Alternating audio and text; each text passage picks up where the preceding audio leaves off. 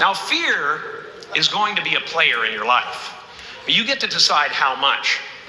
You can spend your whole life imagining ghosts, worrying about the pathway to the future, but all there will ever be is what's happening here, and the decisions we make in this moment, which are based in either love or fear. So many of us choose our path out of fear disguised as practicality. What we really want seems impossibly out of reach and ridiculous to expect, so we never dare to ask the universe for it. I'm saying I'm the proof that you can ask the universe for it. Please.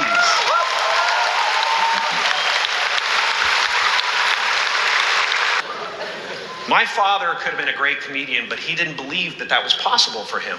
And so he made a conservative choice. Instead, he got a safe job as an accountant. And when I was 12 years old, he was let go from that safe job. And our family had to do whatever we could to survive. I learned many great lessons from my father, not the least of which was that you can fail at what you don't want. So you might as well take a chance on doing what you love.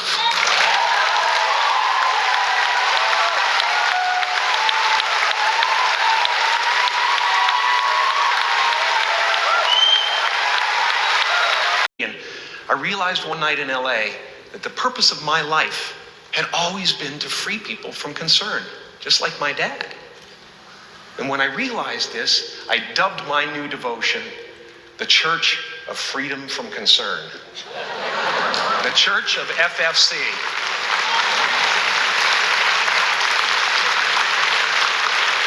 And I dedicated myself to that ministry. What's yours? How will you serve the world? What do they need that your talent can provide? That's all you have to figure out. As someone who's done what you're about to go and do, I can tell you from experience, the effect you have on others is the most valuable currency there is.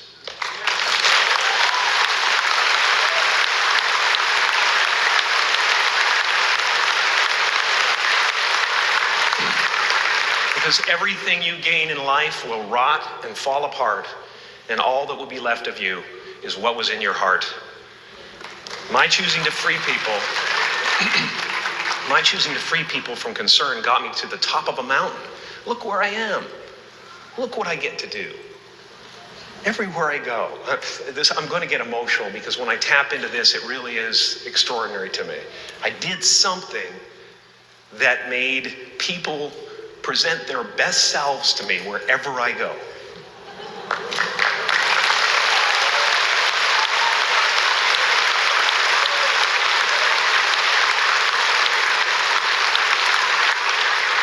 I am at the top of the mountain, and I was, and the only one I hadn't freed was myself, and that's when my search for identity deepened. I wondered who I'd be without my fame. Who would I be if I said things that people didn't want to hear? Or if I defied their expectations of me? What if I showed up to the party without my Mardi Gras mask and refused to flash my breasts for a handful of beads? I'll give you a moment to wipe that image out of your mind. But you guys are so ahead of the game. You already know who you are. And that peace that we're after lies somewhere beyond personality, beyond the perception of others, beyond invention and disguise, even beyond effort itself. You can join the game, fight the wars, play with form all you want, but to find real peace, you have to let the armor go. Your need for acceptance can make you invisible in this world. Don't let anything stand in the way of the light that shines through this form. Risk being seen in all of your glory.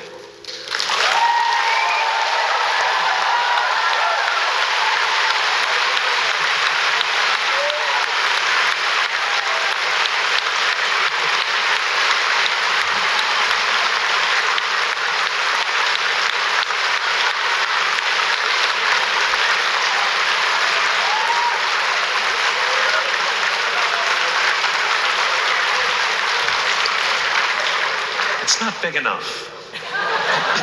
This painting is big for a reason. It's called high visibility.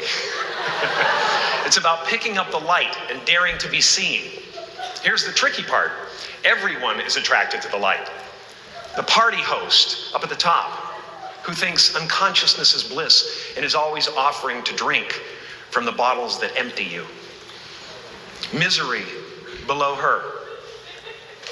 Despises the light, can't stand when you're doing well, wishes you nothing but the worst.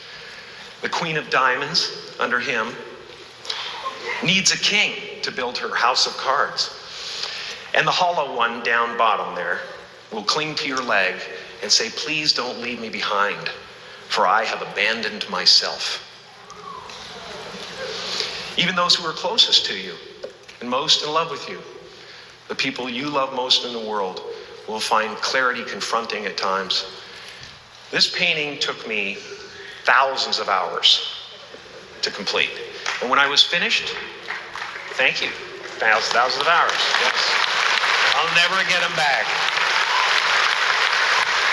I'll never get them back. I worked on this for so long. I was weeks and weeks like a madman alone on a scaffolding. And when I was finished, one of my friends said, this would be a cool blacklight painting. So I started over.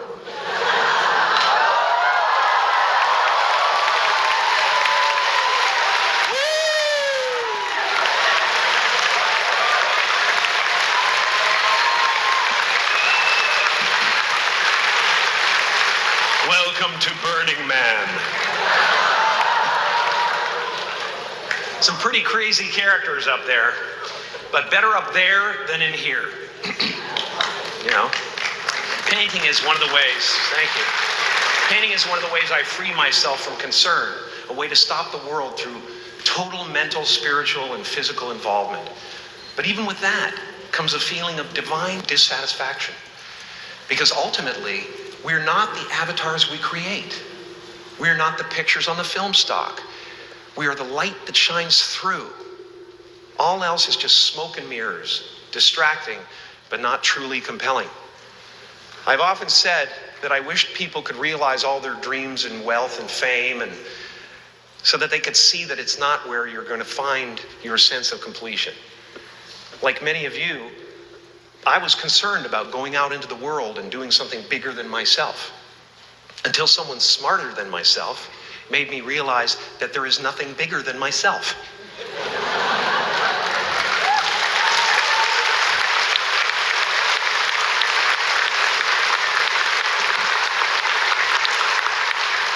My soul is not contained within the limits of my body. My body is contained within the limitlessness of my soul. One unified field.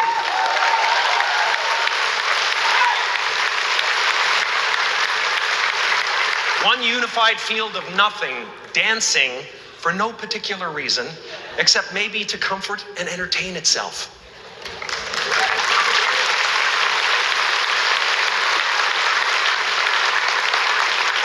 As that shift happens in you, you won't be feeling the world, you'll be felt by it, you'll be embraced by it.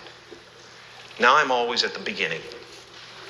I have a reset button, and I ride that button constantly.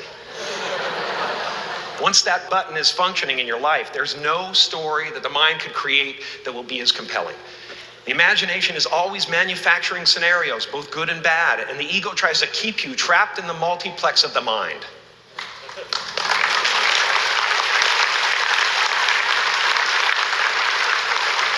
Our eyes are not viewers, they're also projectors that are running a second story over the picture that we see in front of us all the time. Fear is writing that script, and the working title is, I'll Never Be Enough.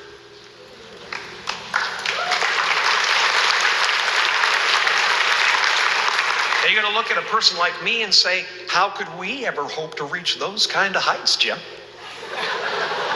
How can we make a painting that's too big for our home? How do you fly so high without a special breathing apparatus? This is the voice of the ego. And if you listen to it, there will always be someone who's doing better than you. No matter what you gain, ego will not let you rest. It will tell you that you cannot stop until you've left an indelible mark on the earth, until you've achieved immortality. How tricky is this ego that it would tempt us with the promise of something we already possess?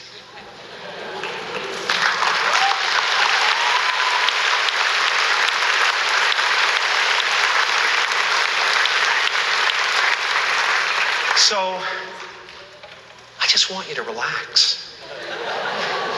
You know, that's my job. Relax and dream up a good life.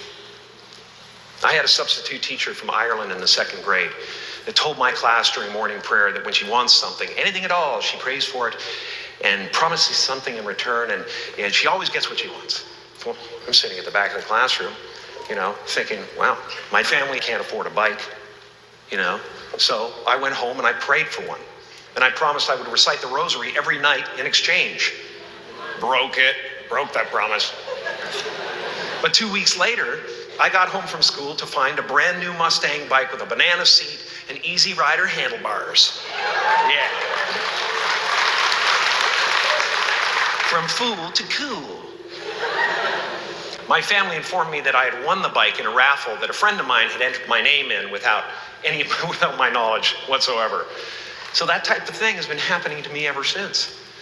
As far as I can tell, it's just about letting the universe know what you want and working toward it while letting go of how it comes to pass.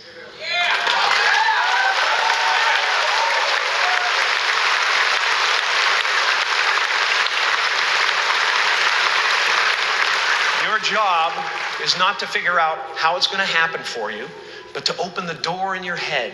And when the door opens in real life, just walk through it.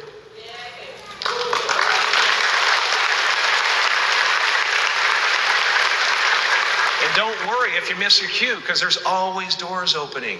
They keep opening. And when I say life doesn't happen to you, it happens for you, I really don't know if that's true. I'm just making a conscious choice to perceive challenges as something beneficial so that I can deal with them in the most productive way. You'll come up with your own style. That's part of the fun. Oh, and why not take a chance on faith as well?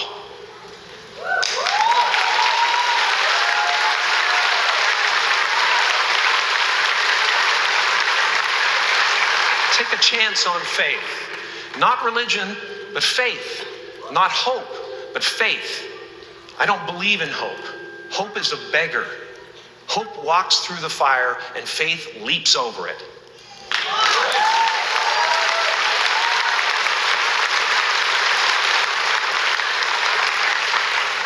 You are ready and able to do beautiful things in this world.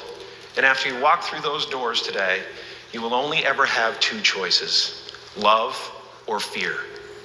Choose love, and don't ever let fear turn you against your playful heart. Thank you so much.